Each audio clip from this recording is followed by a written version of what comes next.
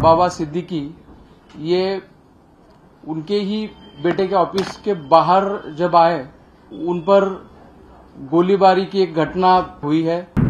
Offence का अभी investigation crime branch की तरफ से हर एक एंगल से किया जा रहा है। इस घटना में लॉरेंस बिश्नोई गैंग का जो रोल है उसके बारे में हम इन्वेस्टिगेशन कर रहे हैं। लॉरेंस बिश्नोई या फिर सलमान खान या फिर और भी कोई एंगल होगा तो इन सभी एंगल से हम जांच कर रहे हैं। कल शाम 9 से 9:30 बजे के बीच में एक्स स्टेट मिनिस्टर श्री बाबा सिद्दीकी ये उनके ही बेटे के ऑफिस के बाहर जब आए तो उसी वक्त उन पर गोलीबारी की एक घटना निर्मल नगर पुलिस स्टेशन के एरिया में हुई है।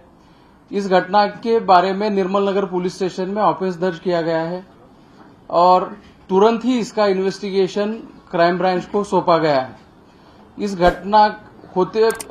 घटना के तुरंत बाद जो भी पुलिस वहां पे मौके पे मौजूद थी, इसमें निर्मल नगर पुलिस स्टेशन के एपीआई दाभाड़े और उनके साथ के अधिकारी और कर्मचारियों ने बहुत ही बड़ा साहस दिखाते हुए इमीडिएटली एक्शन लेते हुए 2 एक्यूज को स्पॉट पे ही पकड़ने में सफलता उनको मिली है और इस ऑफेंस का अभी इन्वेस्टिगेशन क्राइम ब्रांच की तरफ से हर एक एंगल से किया जा रहा है।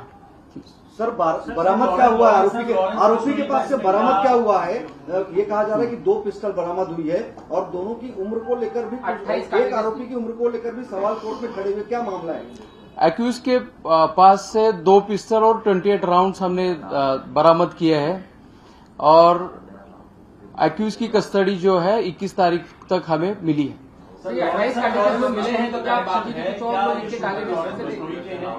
ये अभी तक की जांच में ऐसा कुछ बोला है? इस हादसे में इस घटना में लॉरेंस बिश्नोई गैंग का जो रोल है उसके बारे में हम इन्वेस्टिगेशन कर रहे हैं। एग्जैक्टली हुआ क्या था वहाँ पर? बाबा सिद्दीकी क्या वहाँ पर कोई इवेंट अटेंड करने गए थे, उसके बाद वो अपने बेटे के दफ्तर की तरफ जा रहे थे, उस दौरान उन पर फायरिंग हुई है? गरबा का कोई इवेंट अटेंड करने गए थे? ये थोड़ा सा सीक्वेंस ऑफ इवेंट आप बता देंगे? तो इसकी डिटेल्स हम आप सभी को बाद में दे देंगे, लेकिन घटना नटशेल में मैं बता देता हूं कि जब वो उनके बेटे के ऑफिस से के बाहर आए और कहीं जा रहे थे उसी वक्त ये फायरिंग हुई है। हमलावर जो थे वो 3 थे, उसमें से 2 हमलावरों को तुरंत ही पकड़ने में हमारी मुंबई पुलिस के ऑफिसर्स और कर्मचारियों को सफलता मिली है।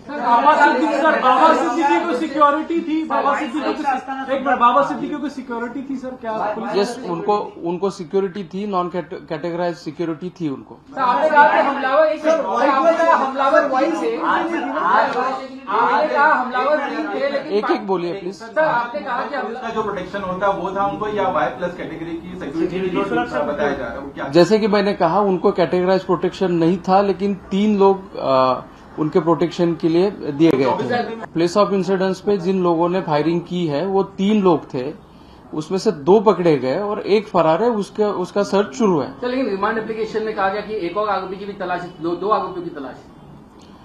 अब रिमांड एप्लीकेशन में क्या चीजें बोली गई है ये यहाँ पे मैं डिटेल में नहीं बोल सकता, वो इन्वेस्टिगेशन का पार्ट है, लेकिन एक एक्यूज घटनास्थल से निकल चुका है। टीमें बनाई गई है, कितनी टीमें बनाई गई है मुंबई क्राइम ब्रांच के द्वारा? कौन कौन से राज्यों के पुलिस से संपर्क में है? और तो ये बात सामने आई है कि जो शूटर हैं जानबूझकर ये नाबालिग या कम उम्र के शूटर को हायर किया गया था, ऐसी भी इसमें एक बात सामने आई है। Part of the training crime branch की तरफ से 15 टीमें हमारी बाहर है।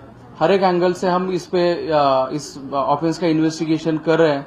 जहां जहां पे हमें बाहर की पुलिस की सहायता चाहिए उनकी सहायता ली जा रही है और टेक्निकल इन्वेस्टिगेशन, ग्राउंड इन्वेस्टिगेशन और बाकी और सारी चीजों का सहारा लेते हुए हम अभी इस केस को इन्वेस्टिगेट कर रहे हैं।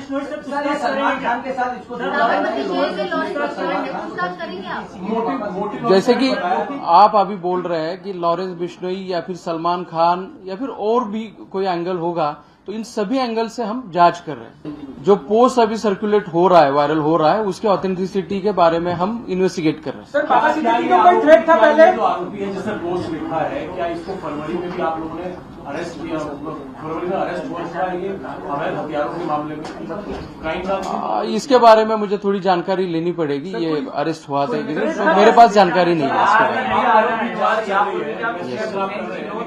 शुरुआती पूछताछ जो आपने इतने घंटे की दोनों आरोपियों से, इन्होंने कुछ मोटिव, इनको किसने हायर किया, कुछ तो बताया होगा। जैसे कि मैंने बोला, अभी बहुत ही इनिशियल स्टेज पे जांच है, जैसे जैसे तथ्य सामने आएंगे हम आपको बताते रहेंगे।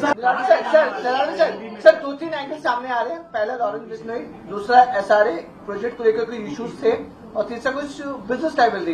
क्या ये सब एंगल में हो रहा है कुछ इन्वेस्टिगेशन? आपने जैसे कि मैंने अभी कहा, जितने भी एंगल्स आपने बोले हैं, इन सभी एंगल से हम इन्वेस्टिगेट कर रहे हैं। जैसे जैसे इन्वेस्टिगेशन प्रोग्रेस होगा वैसे वैसे हम आपको बताते रहेंगे। सर, क्या ये आरोपी मुंबई में कहीं रह रहे थे, पहले से आए हुए थे, कब से आए थे, कोई जानकारी स्पेसिफिक कि ये किसके जरिए, किसके संपर्क से मुंबई आए, कहाँ रह रहे थे, क्या उन्होंने रेकी भी की थी, कुछ जानकारी डिटेल में सर थोड़ा सा। एक्यूज कब मुंबई में आए थे, कहाँ रह रहे थे, कौन से लोगों ने उनको मदद की या फिर किसने पैसे प्रोवाइड किए, लॉजिस्टिकल सपोर्ट किसने दिया, इन सभी एंगल से हम इन्वेस्टिगेट कर रहे हैं। एक खबर सर, एक खबर ये चल रही है, एक खबर ये चल रही है कि आरोपियों ने पूछताछ में ये कबूला कि वो लॉरेंस बिश्नोई गैंग से उनका कनेक्शन है। क्या आप इसे कंफर्म या डिनाई कर सकते हैं? जैसे कि मैंने अभी बोला कि हर एक एंगल से हम इन्वेस्टिगेट कर रहे हैं, जैसे ही गैंग का एंगल हो या फिर और कोई एंगल हो, इसके बारे में हम आपको बताएंगे। ABP गंगा, खबर आपकी, जुबान आपकी।